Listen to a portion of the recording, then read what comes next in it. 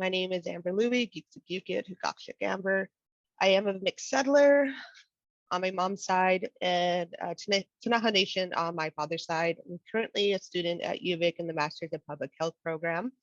And when I'm not there, I work as an RN at Victoria General Hospital. So I live and breathe the In Plain Sight report. I'm going to review what we heard.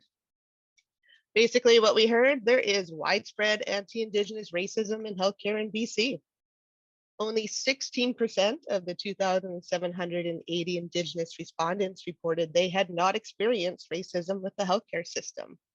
Only 16%. And you have to remember too, not everybody was able to respond to the survey in BC. The number could be higher or lower, but this is what we got from the results. And we heard from almost 9,000 people. So for all of our visual learners, this is a cycle that we're trying to break. So we already introduced that we had our Indigenous systems of knowledge and practices. Colonialism has come in, subjected us to their Western beliefs and oppressions. Our healthcare system is also created around Western medicine, which brings us into this cycle. These Western and colonial beliefs has created stereotypes within our society. These stereotypes actually create discrimination against Indigenous people in the healthcare system. This discrimination creates less access to healthcare system and services. This leads to poor outcomes. We see these poor outcomes. We don't see the rest of the cycle. These poor outcomes then go back into our stereotypes. It feeds our biases and stereotypes. Further leads to discrimination again, back to less access, increased poor outcomes, and so the cycle continues. So now I'm going to be reviewing with what we found. So this is findings 1 to 5.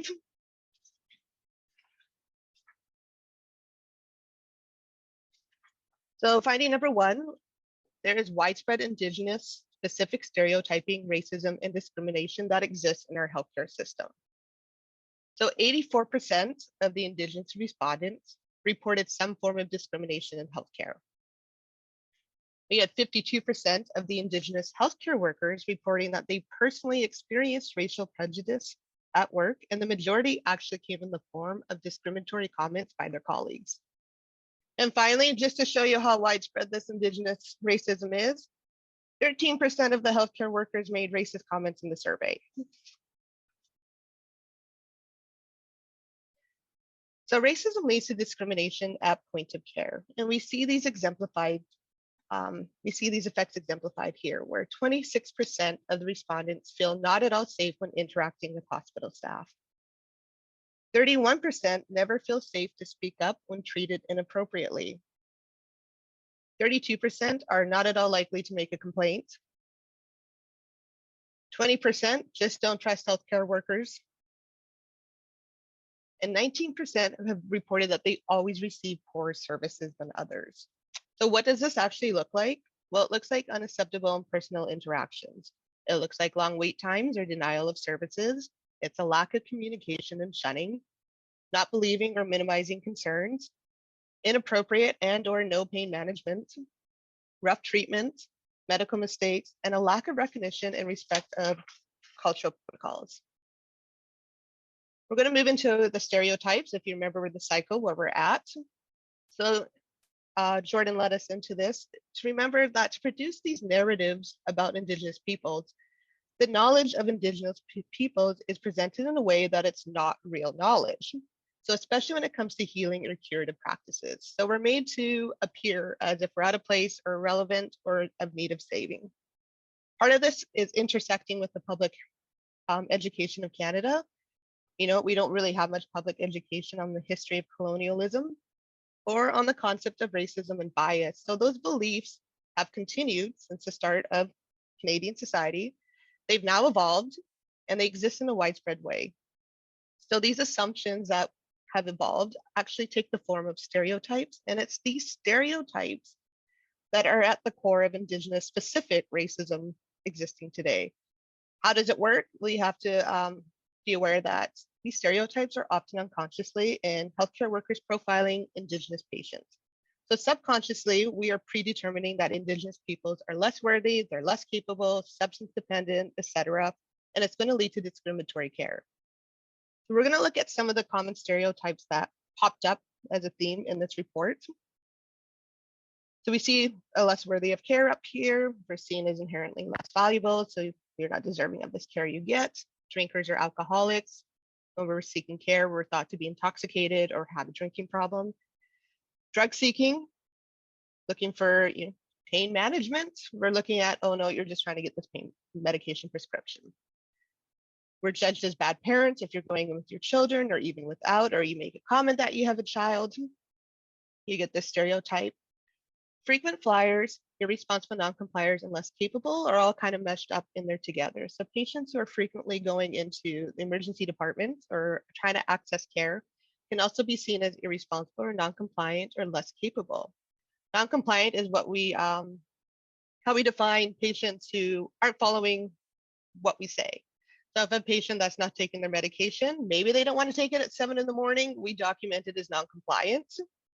So Indigenous people too, if they're not wanting to follow our systemic institutionalization, they will be described as non-compliant or irresponsible, less capable. None of this is showing the systemic problems they're having in accessing the help they actually need. Finally, out of all of these stereotypes, we are also told we are unfairly advantaged. We're always seen as getting stuff for free. So finding number 2 is racism limits access to medical treatment and it negatively affects the health and wellness of Indigenous peoples in BC. So here's some of the stats that came up. 67% experience discrimination based on ancestry or origin. What do we ask patients when they come into the hospital or anything else? Do you identify as an Aboriginal or with Indigenous identity?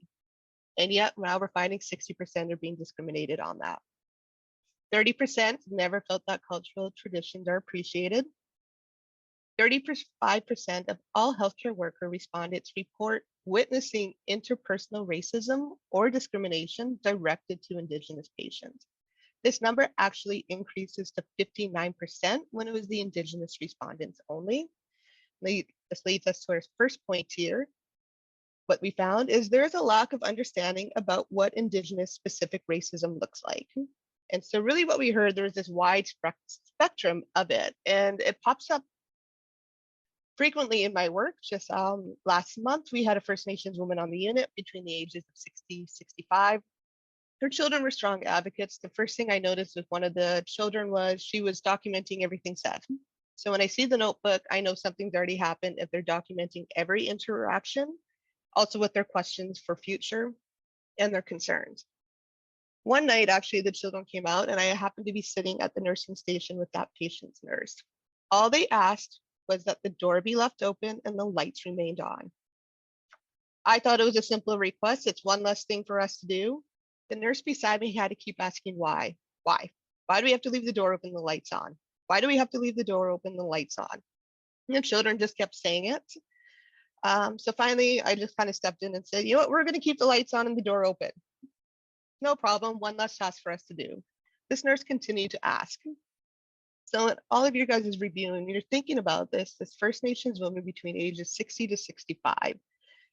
Even though we're not supposed to make assumptions in healthcare, 2 things popped up and I told that nurse my assumptions too, and she kept asking. I'm like, 1, either we're thinking of residential school, or 2, Indian hospitals. This is a trauma response. What does it matter that we're leaving the lights on and keeping the door open? This did get elevated to my clinical nurse leader, but really, we're going to find out later. Complaints don't do much, and as part of the systemic problems we're seeing with our system is the nursing shortage. So this nurse in question was actually a travel nurse. We're not going to invest much there. Their contract's going to end anywhere between 3 and 6 weeks. If they don't renew it, problem goes away. And we're going to deal with it the next one. That just shows just something so simple as keeping the door open, the lights on, and this nurse refusing to do it. A lot of people aren't understanding what this Indigenous specific racism looks like. Meanwhile, we leave the lights on for the white woman in the next room all night if they want, because they're wanting to read or anything else. Don't even question. This then brings up to this intersection of interpersonal and the systemic racism, which shapes the inequitable and inadequate health system performance for Indigenous people across a range of measures. The first point up is geographic barriers. We know there was a relocation of many First Nations communities away from urban centers, and this is going to be compounded by the impacts of rural and remote services. We heard frequently of the low GP and NP attachment. So when we're looking at the attachment to the general practitioners and the nurse practitioners, First Nations of all age groups had significantly lower rates compared to other residents. So for example, the First Nations in the 65 and older age group, their non-attachment was 88.5% higher than that of non-Indigenous people. What do we know about this age group too? Well, chronic diseases rise sharply with age. This is a problem. On the other end of that spectrum, First Nations children ages 5 years and younger showed the greatest disparity. Their rate of accessing pediatric physician services was 80% of that seen with other resident children of the same age. Another problem that is going to stem from this lack of attachment is actually seen in our preventative services and screening. So example, when examining PAP testing in all age groups, First Nations women's rates were approximately 70% of those non-First Nations women. And this is despite First Nations women like having a 1.6 times higher prevalence rate of cervical cancer. Unwelcome environments, this was brought up previously on discriminatory care. So we most commonly see this in the form of improper personal interactions. So it looks like a range of disrespectful, disbelieving, and verbally abusive interactions. In this category as well is the fact that healthcare does not consider, reflect, or respect Indigenous health practices and medicine. We see a denial of service and restricted access. How? When we have a healthcare system that believes in providing care to all. This shows up in the report as more than 1 in 4 reporting regularly witnessing Indigenous people waiting longer and being discharged prematurely. There's many different pathways to get somebody discharged prematurely in our healthcare system. This also includes being turned away when they sought help, which would lead to repeated attempts to access service in Indigenous people being sent home without the expected assessment, treatment, or planning. This fits in the stereotypes of the non-compliant, less capable, frequent flyers, not getting the treatment or services they need. Medical mistreatment, we saw this most commonly through misdiagnosis and inappropriate pain management. Increased hospitalization, again, this fits in this category. They examined this through avoidable hospitalizations. The example brought up was chronic medical conditions. So chronic medical conditions is diabetes, hypertension, congestive heart failure, asthma, COPD. If it's treated appropriately in a primary healthcare setting or out in the community and it's managed appropriately, meaning they have all the tools they need for this, it really shouldn't lead to a hospitalization. So that hospitalization is actually considered avoidable or preventable. The hospitalization rate for these conditions among First Nations was over 2 times higher than among other residents in 2017 and 2018. The highest user rates of the emergency department that led to inpatient admissions were those who are not attached to a primary care practitioner. That loops back up to your low GP NP attachment. This lesser access to preventative and primary care, appears to contribute to the disproportionately high reliance on emergency services. They're just trying to get help. If they can't get in the community, they're going to come to the emergency department. First Nations were 1.8 times more likely to visit the emergency department in 2017 and 18 than non-First Nations people. We're going to look at jurisdictional barriers on and off reserve. Most likely we see this as the funding of healthcare services and provision of healthcare services. This also includes all those key policies and practices of colonialism, which also includes residential schools and Indian hospitals that really trigger intergenerational trauma and the response in healthcare settings. And finally, an avoidance of care.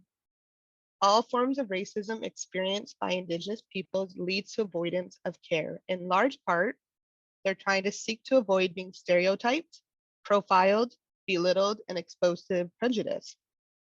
First Nations were more than twice as likely to leave BC hospitals against medical advice in the years 2015 to 2018. If you think they're just leaving it on their own, they have to think about why they're actually leaving against this medical advice.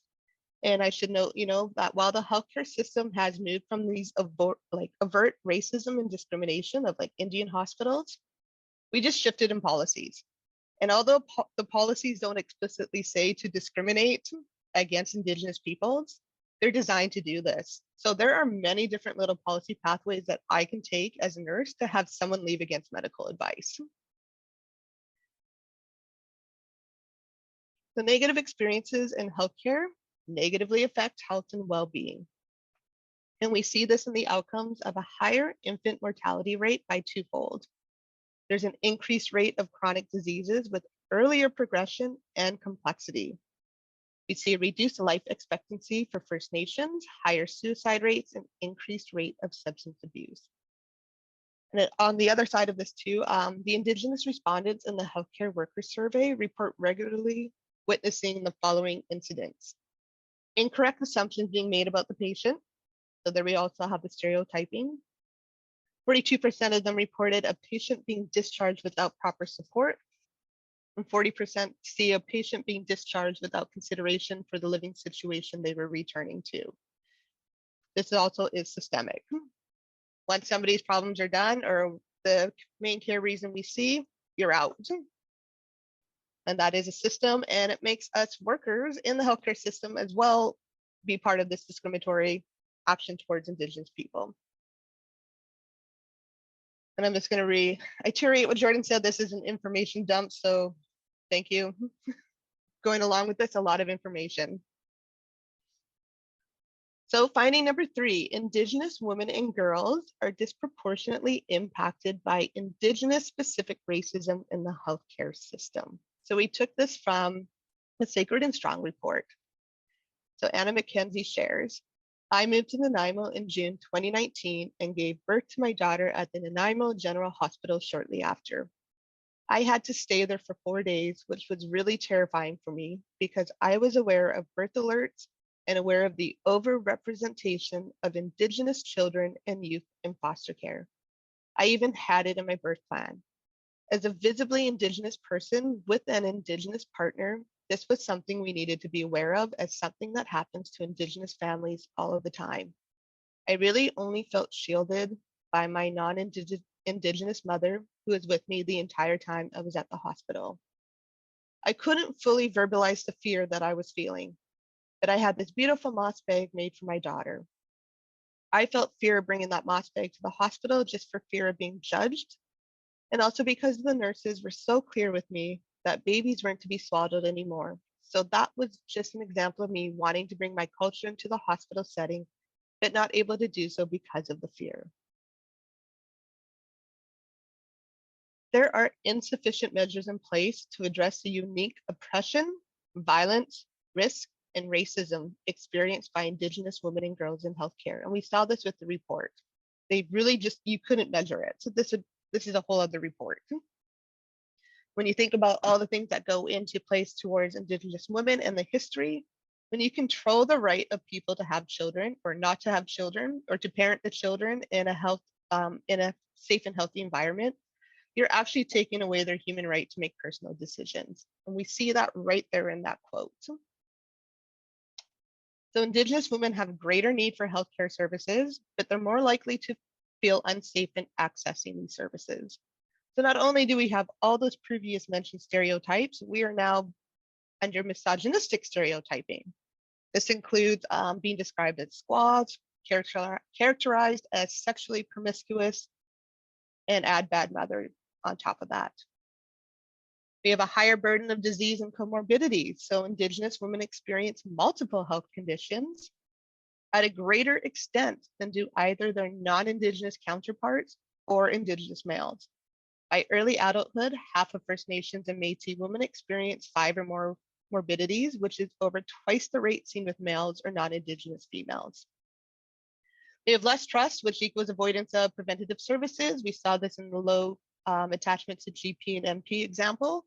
On top of this too, female Indigenous respondents were significantly more likely than males and other gendered respondents to report having been discriminated against by healthcare workers on the basis of their ancestry, their age, their skin color, and their appearance.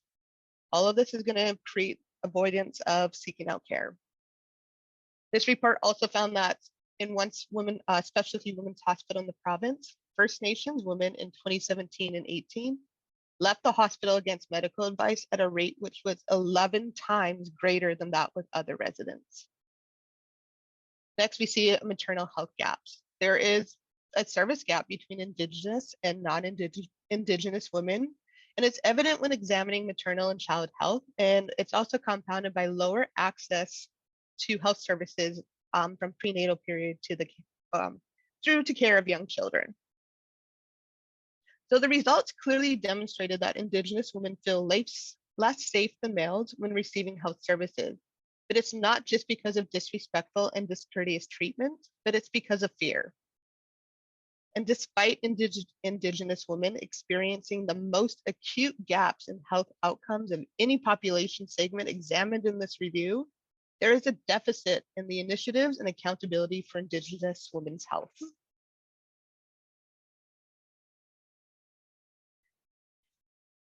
Finding number 4, the current public health emergencies magnify the racism and vulnerabilities and disproportionately impact Indigenous peoples. So we saw a greater impact of public health emergencies such as the opioid crisis and COVID-19 on our Indigenous populations. First Nations people are significantly more likely to experience an overdose event or death, and they're more likely to contract COVID-19 than non-Indigenous people in BC. What we saw we're going from the report time, so this goes up to October 31st, 2020.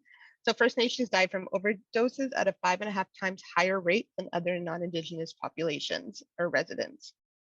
In the first 7.5 months of COVID-19 pandemic, First Nations in BC experienced higher rates of infections than non-Indigenous populations. So 56% higher rate.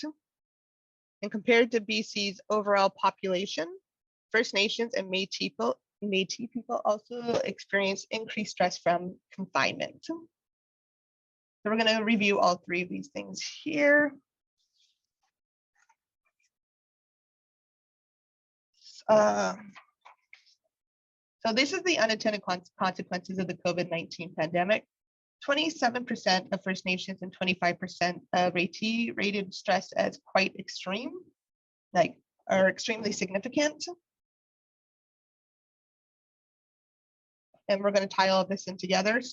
Their stress also came for themselves and the stress for the well-being of family members and their ability to access essential goods as they needed. So first, we're going to go to the lack of access to care and care avoidance. We have systemic root causes and determinants of health.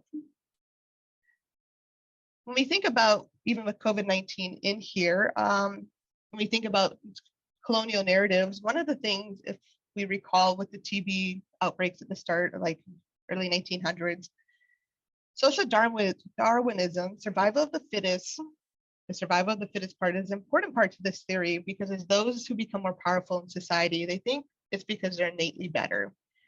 So they don't actually look at TB and COVID being spread by Indigenous people because of their living conditions. It seemed because of their weakness and unfitness. All of this is going to pull into the lack of access to care and care avoidance, because we have these historical traumas on us. We also have this historical narrative that's now just shifted from TB to COVID, which is going to create a lack of access to care and care avoidance. So lack of access to care and care avoidance, a higher proportion of First Nations and Métis respondents reported that they had difficulties accessing emergency and urgent care and their family doctor. They already had these difficulties accessing these services before, and the pandemic increased this difficulty. The greatest difference was with counseling services and traditional wellness, as First Nations were more than 2 times more likely to experience difficulty accessing these services than the overall BC population, even though as we look at the stats, we see that they were disproportionately affected with COVID infections, opioid overdose, and an increase of stress. 39% of First Nations and Métis respondents were avoiding traditional wellness services. Rates for emergency and urgent care avoidance were double that seen in the general population. And First Nations were twice as likely as the BC population to avoid using counseling services. Then we have jurisdictional complexity on and off reserve. This is the provision of services. Who is paying for what? How are we going to get out there? We saw a delay in services, as well as Some of the past previous narratives have popped up too of a distrust of vaccinations and a distrust of the healthcare system or not believing in it. So a wide range of things that popped up in here with this jurisdictional complexity as a result of previous experiences. Housing, this ties in with income and food insecurity.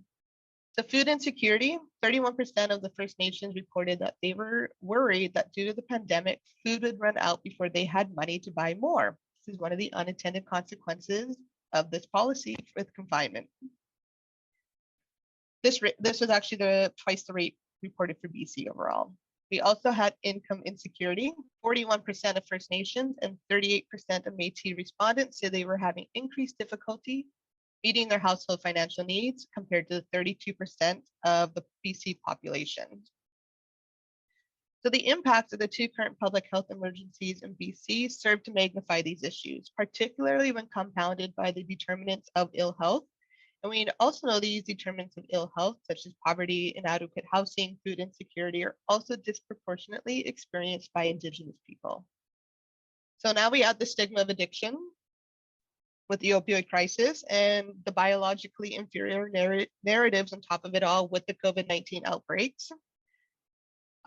With the added burden of assessing services that we can't do that, and an increase in stress and the intersection of all these determinants of ill health. And we have a population now that is significantly more impacted by public health emergencies.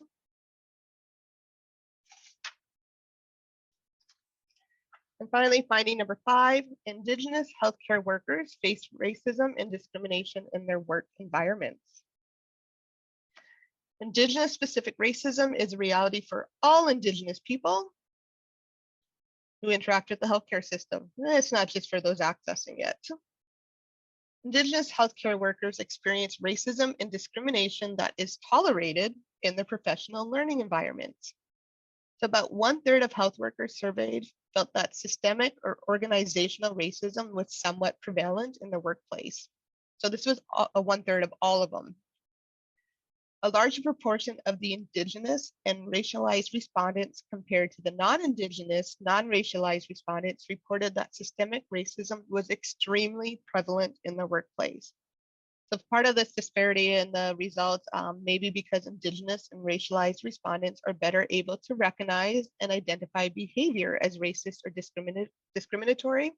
And this pops up earlier. One of the problems we're having is we can't see Indigenous specific racism. It's very difficult for many people to actually be able to identify it. So more than one half of Indigenous or racialized respondents reported that they had experienced racial prejudice or discrimination at work because of their identity or heritage. And this was most commonly reported that it was colleagues or superiors saying discriminatory or hurtful comments. So we see up there 42% of the Caucasian respondents noticed it. They were able to say, yes, I can see this, and identified results, compared to the 52%. They're like, this exists a lot more than what's being reported. So not only are Indigenous healthcare staff having to deal with hurtful comments from their colleagues or superiors, they also reported that prejudice or discrimination came from individuals in another department, also came from a patient or resident, or from the families and friends of the patients or residents. It comes from all the different angles in there. And in the system, when you're wondering where it pops up with the system, one of the things that they mentioned was it was through the ignorance of the presence of different Indigenous groups. So getting Métis mixed up with First Nation, non-Indigenous, Inuit. This is actually Indigenous specific racism that you don't know the difference of that. They also reported it as being tokenism on committees. And one of the high things again was the perception that Indigenous education was free. So we had this unfair advantage. And they were also being targeted to be the ones to provide care all the time to Indigenous patients. So the most common negative impacts reported by Indigenous respondents who had experienced workplace discrimination was on their mental health and emotional health. And you can see the statistic up there of how many reported, how much, 95% it impacted their emotional health. 92% for their mental health, 81% reported it was affecting their self-esteem, 80% it affects their job satisfaction, 80% on their spiritual health. which leads to the last point. There is insufficient effort to recruit, train, and retain Indigenous healthcare professionals. I wonder why. The most commonly reported reasons among all respondents of why systemic or the organizational racism exists: for one, staff are not willing to stand up and call out racially prejudiced behavior. However, this is going to infer an onus on staff to police their colleagues rather than on leadership and training to ensure the behavior doesn't occur in the first place. Staff are not regularly reminded of the many ways discriminatory behavior can occur. It leads us back to one of the earlier slides. Not everyone's able to recognize Indigenous specific racism. And we have an underrepresentation of Indigenous personnel at all levels of the organization. So this suggests a cultural loading of responsibility on the Indigenous workforce to deal with discrimination in the workplace. And out of all of this, when we think about our education or the efforts to recruit or train and retain, 72% of the respondents reported moderate or significant impacts on their ability to work or study effectively. So this shows the effects of discrimination extend past their personal well-being, and it's actually directly affecting their work performance. All in all, respondents spoke of Indigenous specific racism and their discrimination as being an endemic to the healthcare system. It was demonstrated in multiple locations and through the poor treatment of Indigenous staff and a lack of Indigenous staff resources, training, effective leadership, and willingness to challenge racism when it occurred. So in conclusion, what did we find? We found widespread racism. Now we're going to go on to Jordan for examining the solutions.